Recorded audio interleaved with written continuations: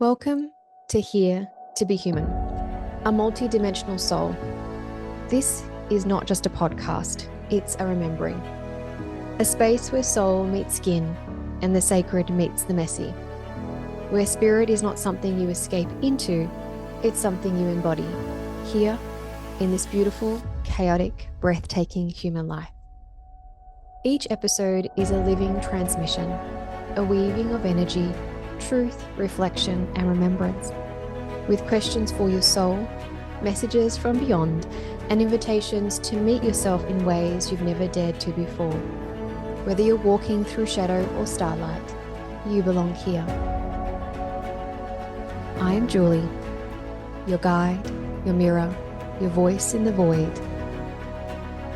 This is Here to Be Human, and you are right on time.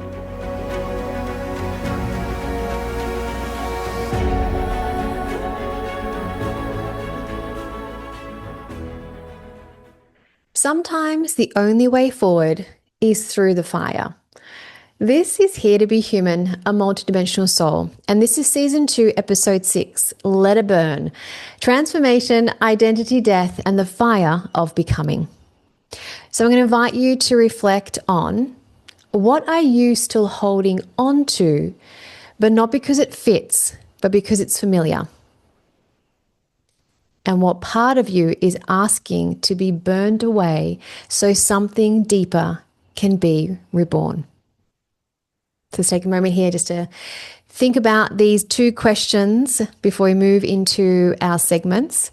What are you still holding on to, not because it fits, but because it's familiar?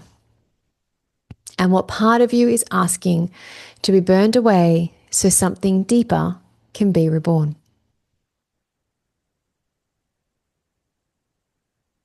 So our first segment in today's show is fire as a sacred force. So fire doesn't ask for permission. It arrives, it strips, it purifies, right? We can't talk to fire. Fire doesn't listen to us. We speak of rebirth, but we forget that birth is messy, it is painful, and it is primal.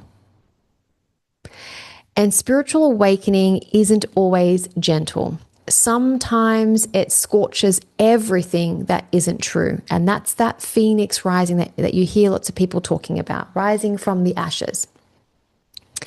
But the fire isn't here to punish you. It's here to free you. And that's what this sacred fire is all about, that transformation. It lets open the space for you to actually become you.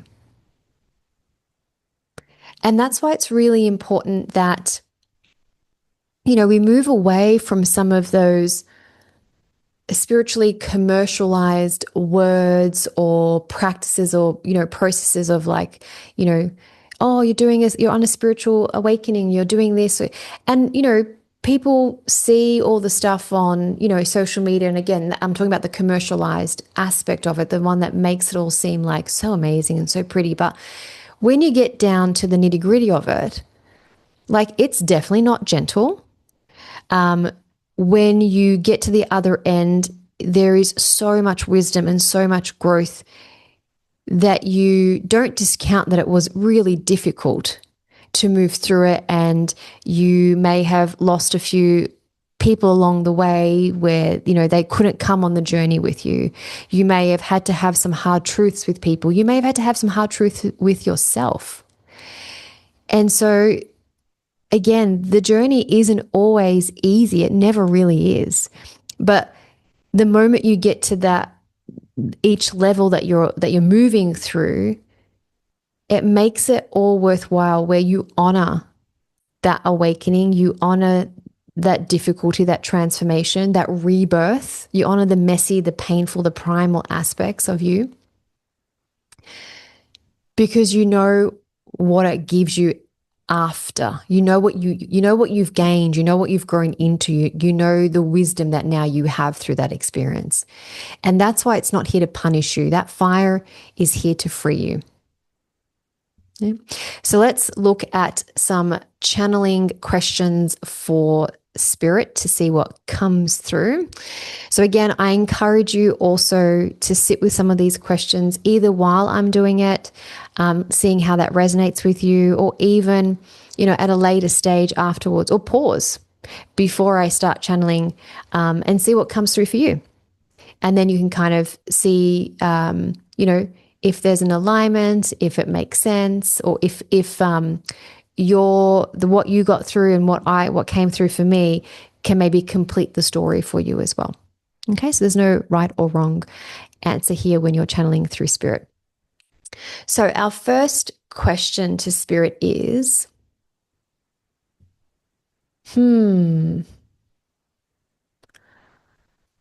what does the fire reveal that gentleness cannot?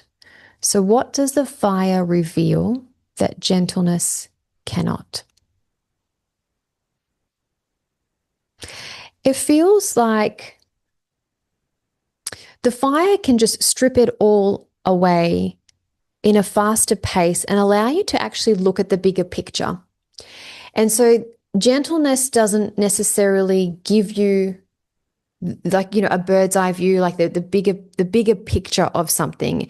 Gentleness kind of only focuses on what's in front of you, like the step by step by step, which isn't a wrong way to look at it. It just means that it may take you longer to get to the next step. It may even create a level of illusion for you, that then afterwards you wished really that someone just told you the truth, or that fire revealed it, came through and helped you move through aspects or situations that you've really struggled to transform away from or out of. And so that's really what the fire reveals. It reveals the bigger picture. And once you have the bigger picture, and I know this when I have one-on-one sessions with my clients, I'm always a bigger picture person. I see the bird's eye view, and then I can kind of hone in on the detail of each of the stages, that the past, the now, the future, potential opportunities. And that's what I feel sometimes is missing in the spiritual communities. A lot of people focus on just what's happening in the now, the finer details of the now. But if you don't have the bigger picture, then what is the now meant to give you apart from knowing the now?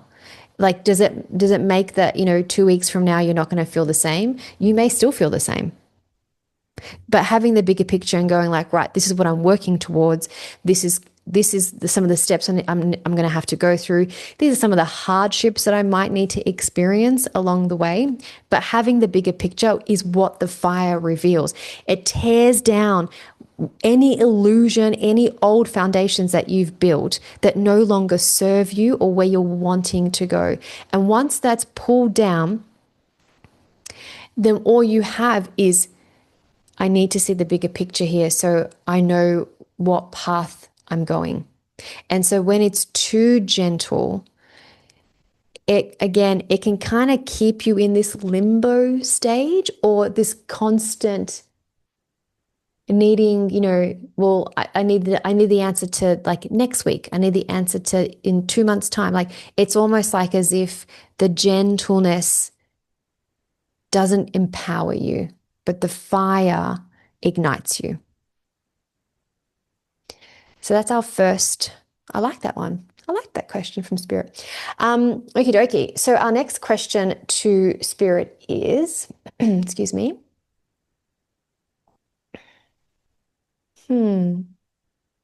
What are we collectively being asked to lay down right now?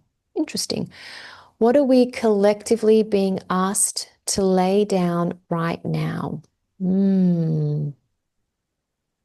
I feel like we're being asked to lay down fear that goodness can't win, fear that if humanity rises as one in order to make things right, to stand up for the wrong,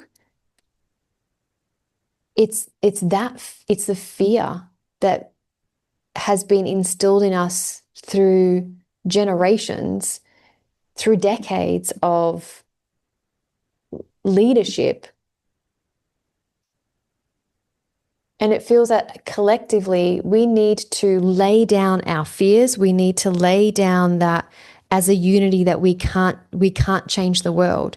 And I think also as individuals, a lot of times you hear people say, well, what can I do? I can't save the world. But it's not about saving the world. It's about what can you do right now for yourself, for your family, or for your community, or for whoever you're connected to. Because if there's a change within you, if you do something that supports humanity as a whole, just you, and it could just be one small thing, what ends up happening is there's a ripple effect. There's a ripple effect in the physical form, and we've seen that many times. Like, the whole pay it forward. I buy a coffee for the person that comes before me. They do the same. And all of a sudden, it's like people are starting to remember generosity of human beings, remember that there is kindness out there, that there is empathy, and that there are people who want to give and to care and to, share, their abundance with others. And so collectively, that's what we're asked to laying down now. This is a fear that we cannot make a change as an individual or as a whole. Because I really do feel like we can. It doesn't mean it happens overnight, but it definitely feels we can make some significant changes. And whether we see all those significant changes in our lifetime, it doesn't matter. We're making these changes for the future generations that don't need to go through all the hardships that we've all gone through, especially, I would say the last 20, 25 years have been very much about reprogramming human beings. And we're seeing it now a little bit with the robotics of AI. And, I'm not against AI. I think there's some really great innovative things can come from it. I just don't feel that AI could ever replace human beings or consciousness or, the aspects that a soul has. But I think that we can definitely utilize innovation to help us move forward as a collective. So I'm going to give you a prompt for yourself. I want you to look at how can you honor grief of what has been burnt away, even if you know it had to go. So how can you honor your grief of what has been burnt away, even when you know it had to go?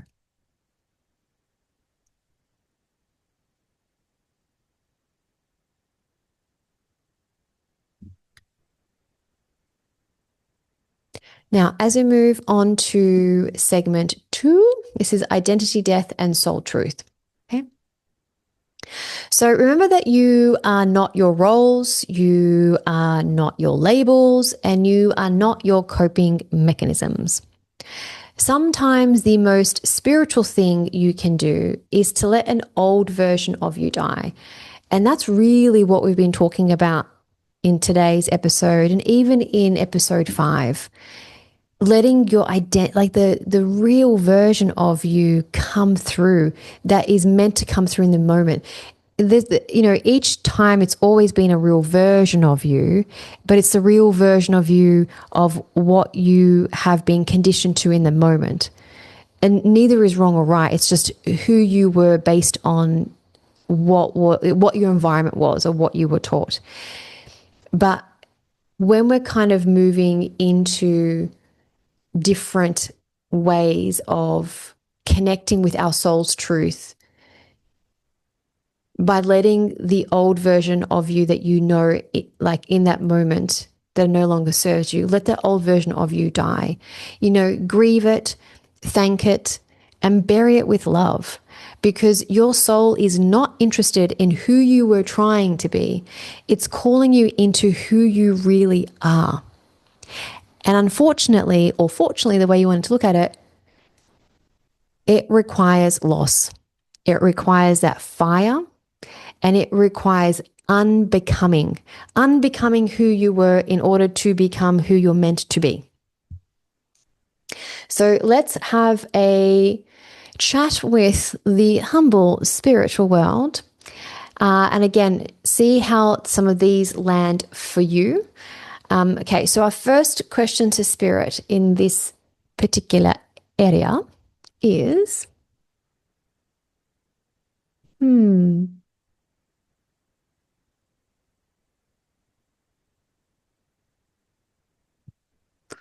interesting. Okay. What sacred truth lives beneath the labels we've worn for too long? What sacred truth lives beneath the labels we've worn for too long?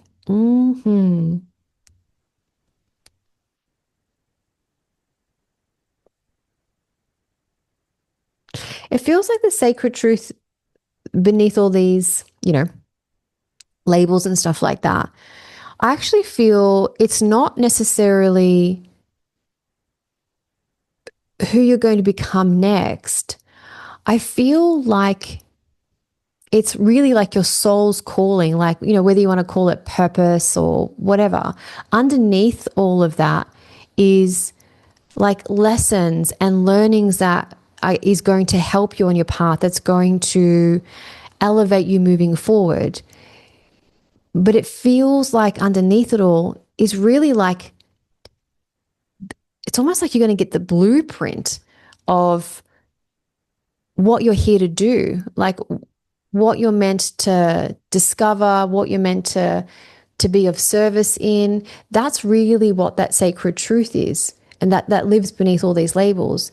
And look, a lot of people understand these sacred truths, when a label no longer kind of fits for them. Like if they're more aware, or if they've been through, these transformations, more than once.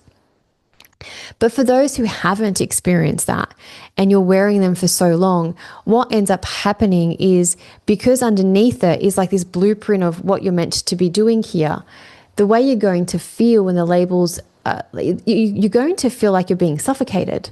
You're going to feel like you can't live up to the labels anymore that you once enjoyed having.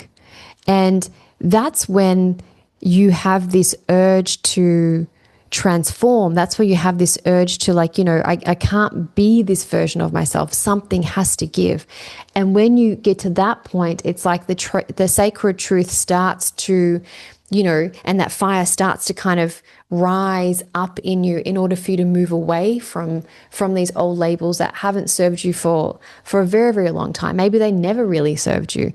I do believe that everything that we go through serves us for a purpose in the moment, but it's for the moment or for the situation or for that period of time. It's not for forever. Otherwise, if it was for forever, you'll always stay that version. And then there's no room for growth. There's no room for expansion or to learn anything new. And that, I feel, is one of the most, I think, heartbreaking things to ever see someone go through, or want to just stay where they are without any growth or any need for improvement. I think we improve ourselves by reading a different maybe type of book that we normally read. We improve ourselves by being around different types of people. So we're always forever learning and growing. But when we stop wanting to do that, it does feel like a part of the soul, or a part of us, feels like we die, really.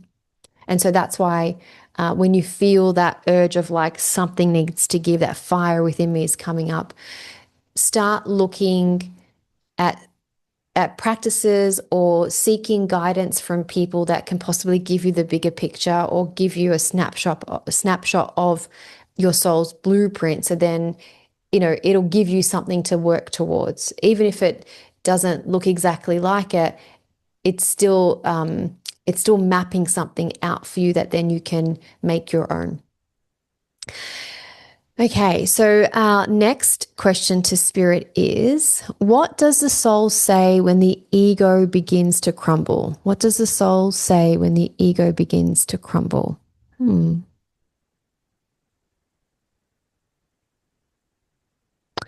It feels like it says, meet me halfway. Now, I know that sounds a bit weird or random, but I don't feel that, like, we do need the ego. We need the soul, we need the ego, because it's the yin and the yang. People talk about balance.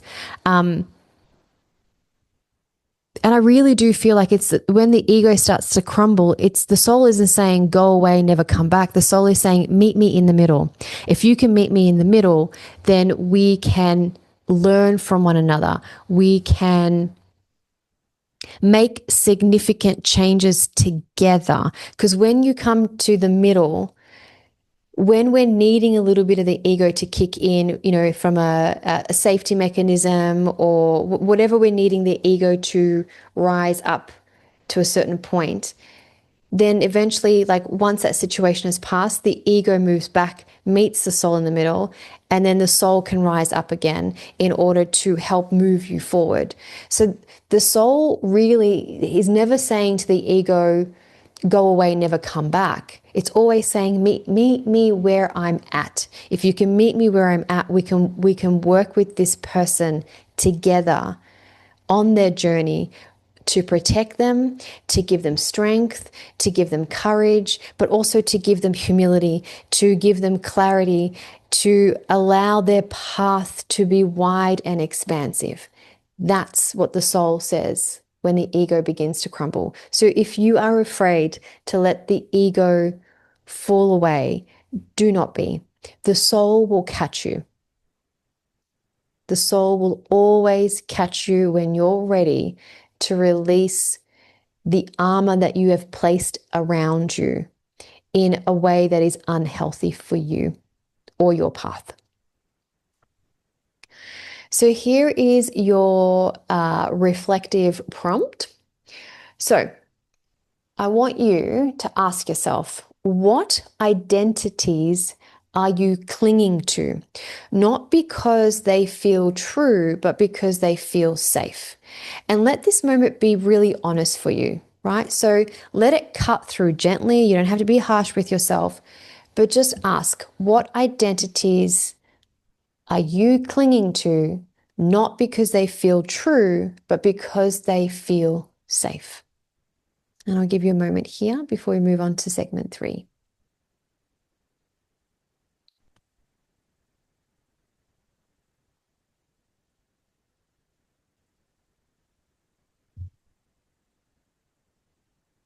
Okay, so segment 3 is the ashes are fertile, and yes, they are. So after the burning, there's always a silence. And almost like this strange stillness, or like, a sense of like, okay, now what? I've burnt everything down, like as in metaphorically. I've transformed, and here I am as the phoenix, and I've risen from the ashes, and it's like, okay, what do I do now with it? So the first thing is, do not rush to fill it. Don't rush to fill anything that might feel like silence or a not knowing.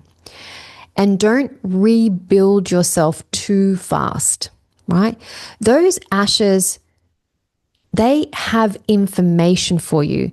That is who you once were. And you can learn from who you once were, from the experiences that you had and how you dealt with situations or how you showed up in situations for yourself and for others. So let the memory of who you once were that sits in the ashes, let that memory carry what was, but also allow the blueprint of what can be sit alongside it. right? Remember, you're not being destroyed here. You are being reformed, and they're two totally different aspects. You're not being destroyed. You're being reformed. And what we mean by don't rebuild too fast, don't rush to feel it. Sometimes when we go through this transformation, we just want to consume everything, right? It's like this silence is, uncomfortable, but it's within the silence that you actually get given the insights as to what is next, right? So maybe it isn't about reading all of these books and listening to all of these podcasts and then doing all these courses all at once, and then almost like doing things that you may have done in the past. Because if you don't allow just kind of like a moment to take it slow when you're moving forward, you run the risk of bringing back things that may have worked for you in the past that really need to stay in the past. But it's only because it's a natural coping mechanism that when we're feeling a little bit unstable, we go for something that's been familiar, even though it's not really right for us. So that's why it's more about don't rush. Don't feel like you have to consume like everything, because you might feel like, oh, but I wasted all these years. Nothing's a waste. You haven't wasted anything. Everything is an experience that helps you grow even more and dive deeper into things for the next phase. So we're going to go to Spirit now and see what questions we have here. Alrighty. Sorry, I'm in singing mood just then. I apologize.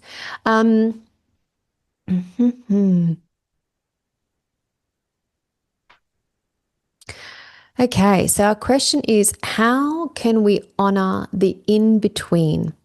So the liminal space between death and rebirth. How can we honor the in-between? I feel like making sure that when you look at the past, that yes, that you're not bringing all of that back into the reignited, reborn version of you, but you take stock of what you have experienced.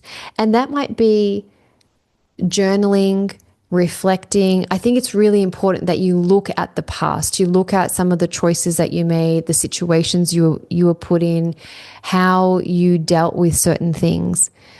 Because what that's going to do, as opposed to, because sometimes people feel like when they go through this transformation, like they can kind of cut off everything that once was, because they feel like that's the only way to move forward into the new. And look, maybe for them it is, but by cutting everything and everybody out of your life that was part of that phase,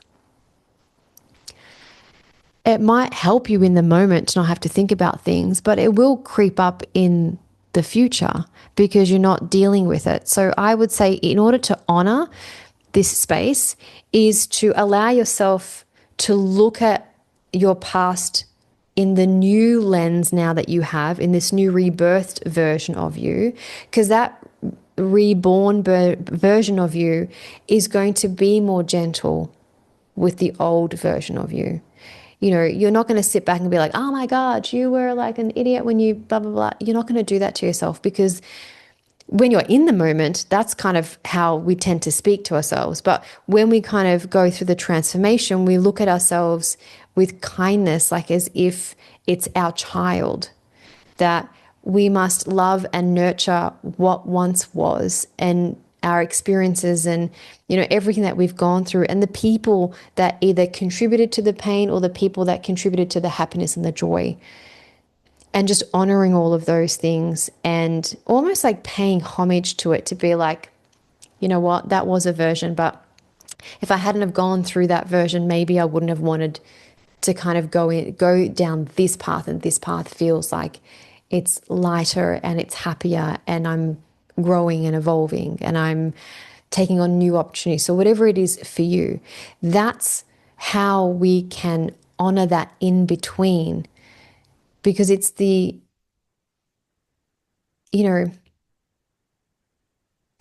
understanding the potential, the opportunities that would come for you and getting glimpses of them and then being in them.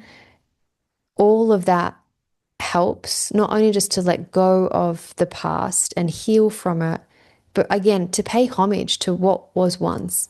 Like, I've said this before in this podcast, like I may not be someone who follows like a particular faith-based system, but I will pay homage to all the people that have been mentioned in ancient scriptures and times, because regardless of what man or person in these faith, because obviously in faith-based systems, they always talk about the masculine energy more so.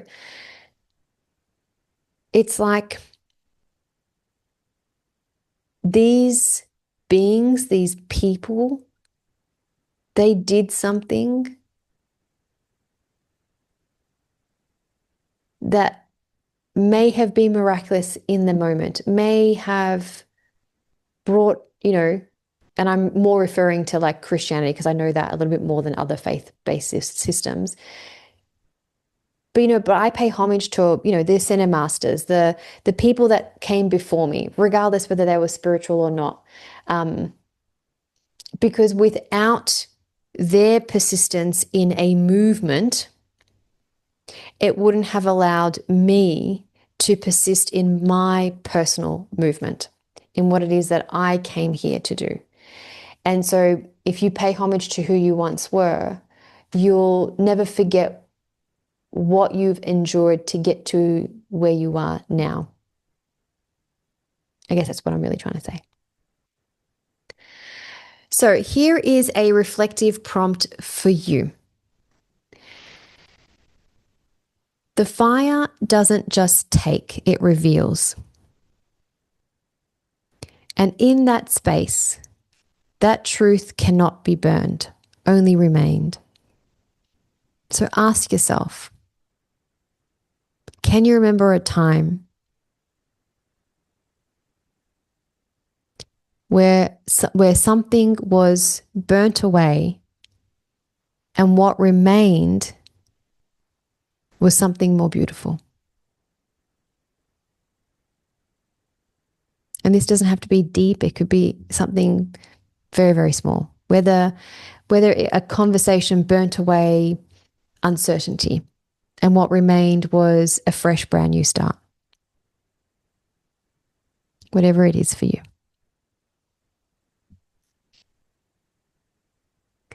So now we're going to move into the integration ritual for today's episode. And this is the I am willing to let what is false burn. So if you are at home and you have a candle, then feel free to light the candle safely where you are, or you can just close your eyes and imagine that there is a candle in your third, like, you're looking at the flame and a candle burning brightly, in your third eye. And then just have a moment here. Once you've got that picture of the candle, or if you have a candle physically in front of you.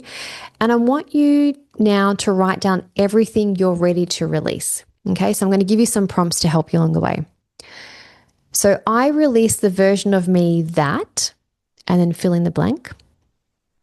So I release the version of me that.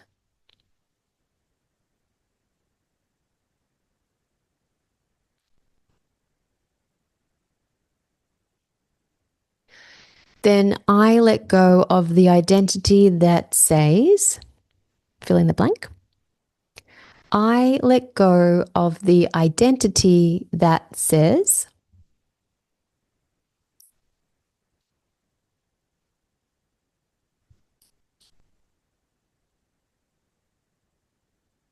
and our last one is, I am no longer available for. So I am no longer available for.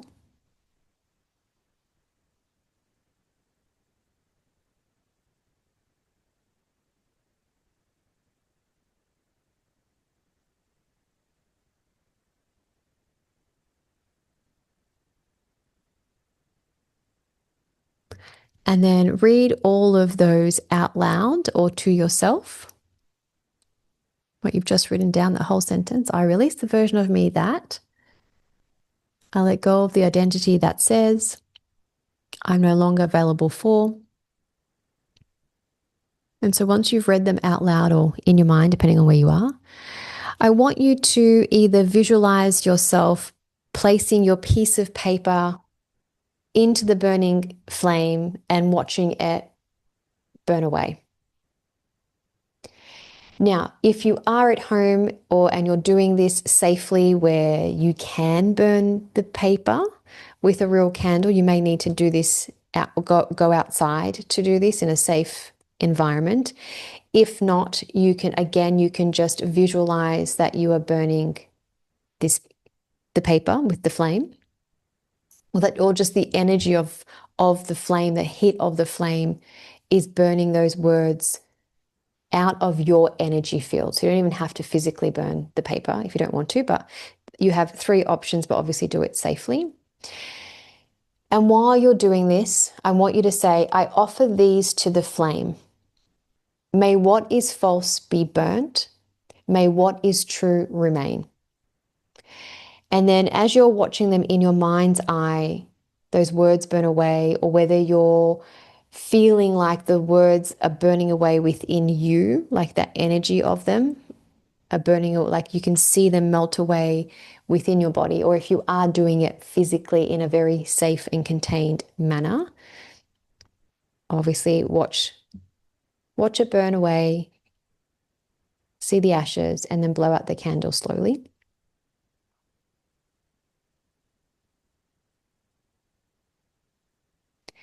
And once that's done, I want you to say to yourself, I trust the fire. I trust the ashes. I trust what will rise. And ask yourself, who am I without this identity? And what is quietly emerging in its place? You can simply reflect on this or write something down. So it's who am I without this identity, and what is quietly emerging in its place?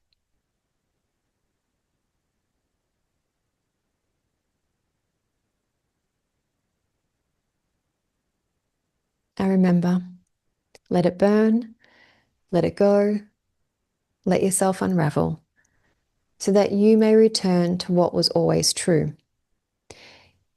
In episode 7, our next episode is all about community and conscious relationship.